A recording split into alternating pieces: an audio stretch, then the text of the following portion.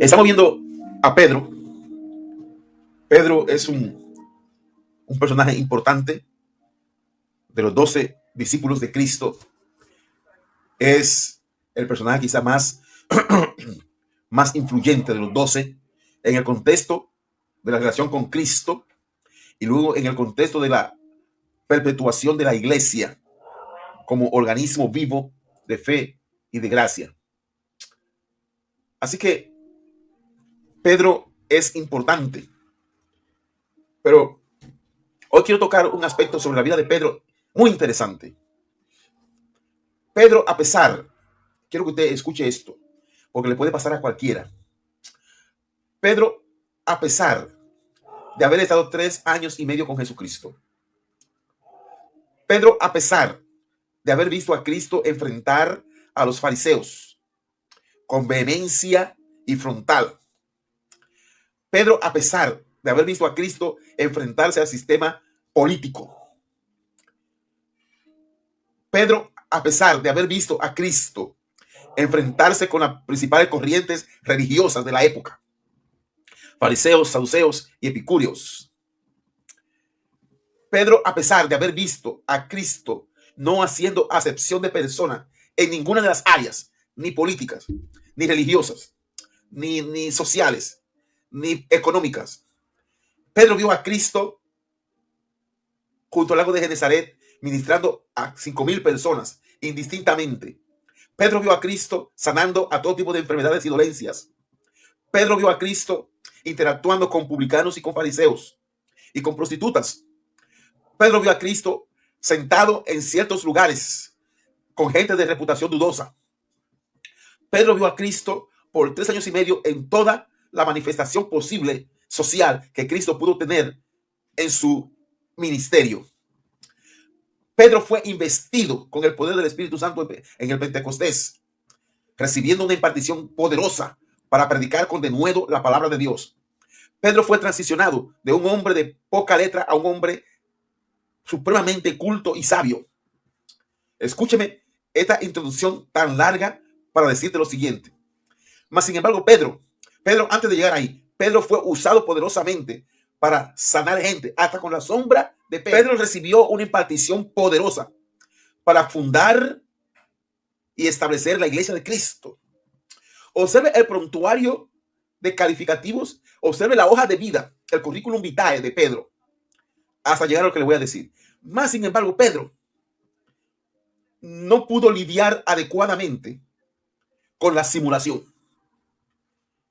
Pastor, ¿qué usted está diciendo? ¿O a dónde usted no quiere llevar esta mañana? Te quiero llevar al hecho de que Pedro tuvo que ser confrontado por el apóstol Pablo. Porque Pedro, cuando estaba entre los judíos, quería ser judaizante, y cuando estaba entre los gentiles quería ser de la gracia. Había algo en el carácter de Pedro que Pedro no pudo manejar adecuadamente, de manera transparente, de manera íntegra y de manera coherente con la gracia. Al punto tal, queridos y queridas, que la manifestación de la gracia, todo el poder de la gracia, toda la revelación de la gracia, toda la unción de la gracia, no se le revela a Pedro como apóstol principal de la iglesia. Se le revela a un abortivo llamado Saulo de Tarso.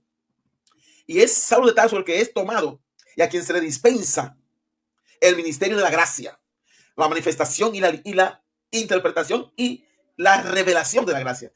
Todas las luces que hoy tenemos sobre la gracia no es a partir de Pedro, que debió ser. Es a partir de alguien que no estuvo con Jesucristo, quien dice de sí mismo que como a un abortivo Dios se le reveló. Ahora, volvamos a Pedro y olvidémonos de Pablo por un momento. ¿Por qué esta parte tan neurálgica sobre Pedro? Bueno, porque usted y yo podemos estar viviendo en esta época de la gracia con dotes de religiosidad y de legalismo arraigados en nuestro fuero interno. Pedro era un legalista consumado, porque Pedro, como judío que aprendió los dogmas y las leyes culturalmente hablando por tradición, porque Pedro no perteneció a ninguna escuela farisea, por lo menos no hay datos de que Pedro fuera un fariseo activo, porque Pedro no obedecía al perfil. Pedro no obedecía al perfil que los fariseos requerían. Un fariseo tenía que ser un hombre de sociedad, un moralista, un culto. Por eso Nicodemo era fariseo, porque Nicodemo era abogado y principal hombre de ley. Pedro, recuerden que su origen no era culto. Así que Pedro no, sin haber sido fariseo consumado, Pedro no pudo lidiar adecuadamente con los fariseos y quería aparentar ser fariseo cuando estaba entre los fariseos. Pero no como Pablo, que Pablo se hacía judío para los judíos y griego para los griegos a fin de ganarlos. Lo de Pablo era una sagacidad, una sabiduría. Lo de Pedro era un miedo, una fobia, un temor, una inseguridad en su identidad. Por favor, escúcheme bien. Era una inseguridad en su identidad apostólica. Tengo a Silde. A Silde está poderosa. Dice a Silde, ¿qué bomba usted acaba de lanzar, Pedro Pablo? Sí, el paralelo entre Pedro y Pablo es interesantísimo. Y voy a hablar un poquito más de él ahora. Dice a Silde, no había reparado en ese detalle de Pedro. Bueno, lo que pasa, Silde, es que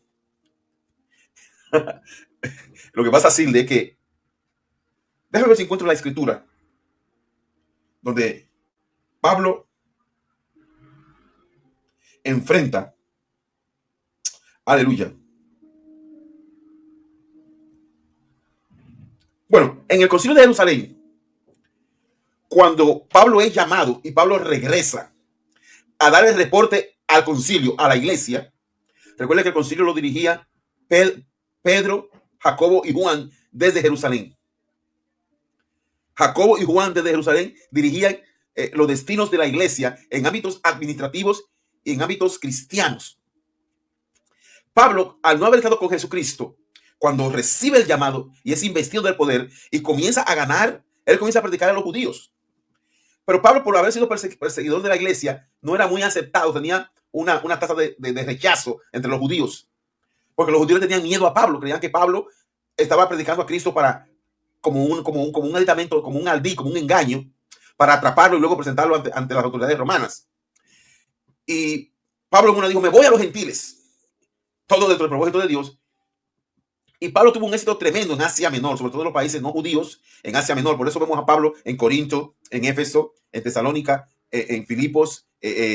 Vemos a Pablo en Gálatas, ganando gente fuera del cuerpo, fuera del conglomerado judío. Y Pablo entiende como conocedor de la autoridad que debe ir a donde Pedro, a Jerusalén, y donde Jacobo y donde Juan. Y cuando Pablo va con el reporte, Pedro está en una situación pseudo conservadora, escuchando a Pablo. Y es Jacobo. Y Pedro quería que todos fueran encaminados por el proceso judío, por la ley judía. La intención de Pedro era que todo hombre o mujer que se convirtiera fuera del sistema judaizante, fuera llevado al sistema judaizante. Algo que está pasando otra vez en esta época. Es interesante que los pastores estén atentos.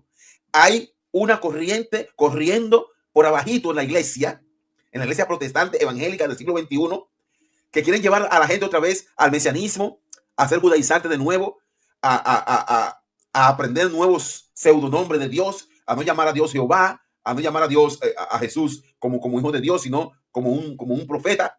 Todo esto a demeritar la Trinidad. Todo esto es una componente diabólica que no es nueva, porque pasó con Pedro. Y vuelvo a Pedro y a Pablo. Y está ahí Pablo en el concilio dando el reporte. Y dice Pablo que Pablo está maravillado porque la gente recibieron el poder del Espíritu Santo fuera del judaísmo. Y cuando Jacobo oye esto, Jacobo dice, no le vamos a imponer a esta gente duras cargas, sino que se aparten de comida ofrecida a los ídolos, que se aparten de pecados puntuales y que sigan al Señor conforme Dios lo ha dirigido y los ha llamado. Entonces, Pedro, de alguna manera, no estaba tan convencido de eso. Al punto que luego Pedro va en otra ocasión a una situación y Pedro trata de simular. Pedro volvió a ser confrontado con la situación del pretorio cuando siguió a Jesús hasta el pretorio. Y cuando Pedro es confrontado, Pedro niega a Jesús. Pedro tenía eso en su carácter. Él niega a Jesús porque él tenía esa debilidad.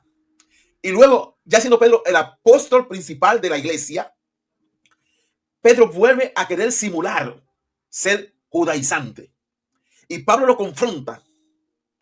Pablo le habla frontalmente y le habla de la gracia y le habla del poder de la unción y le habla de cosas puntuales que Pablo recibió en el tercer cielo y luego tiene que transferírsela a Pedro, porque Pedro tenía esta debilidad de carácter.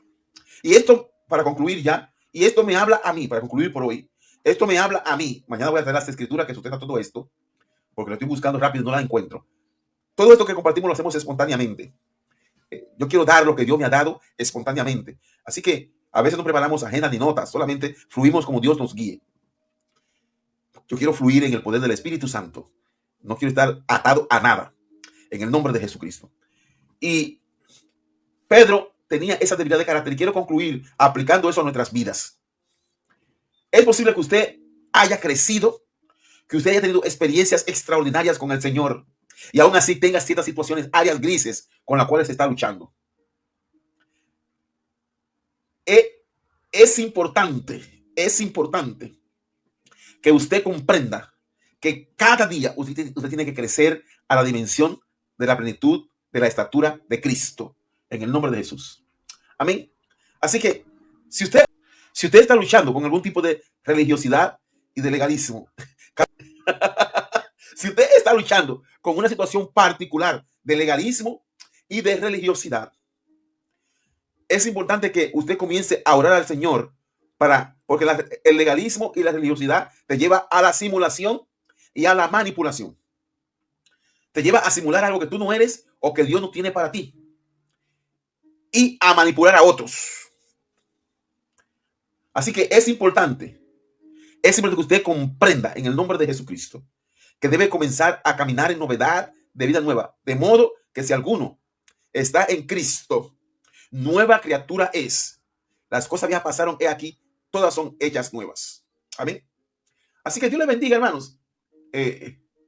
Tengo aquí algunas notas de algunos de los hermanos. No habíais reparado en este detalle de Pedro. Dice Asilde. Dice María, estoy feliz porque estoy aprendiendo. Dice Asilde, ¿no será que Moisés también tenía inseguridad en su llamado? También es posible. Ese es otro tema que podríamos hablar luego. Carlos dice, cada día el tema es mejores son los temas. A Dios la gloria. Simulación, manipulación. Mira, hermana. Oh, Padre. Yo llevo años predicando en contra de la manipulación y de la simulación. Dos grandes males. Dos grandes corrientes demoníacas instauradas en la iglesia y que corren a lo largo y ancho diariamente en las iglesias alrededor del mundo. Simulación y manipulación. En otra palabra, hechicería, que corre largo y ancho alrededor del mundo en las iglesias. La gente simula unción que no hay. La gente simula gracia que no hay. La gente simula dones que no hay. La gente simula vida que no tienen. La gente muestra cosas que no son. Y consecuentemente, para poder mantener ese entramado, tiene que manipular a la audiencia. Dejémoslo ahí, porque ya me estoy yendo a otra cosa. Hay mucha manipulación en los altares, dicen ahí. Amén. Y yo lo secundo. Y esto es peligroso. Dice, parece piedra, pero emana. Amén. Gloria a Dios. Padre Santo, en el nombre de Jesús, ayúdanos. Y Pedro, en un momento de su vida, tuvo que ser confrontado con la manipulación y con la simulación. Mañana voy a hablar más de esto. Conéctese en el último día de esta semana. Amén.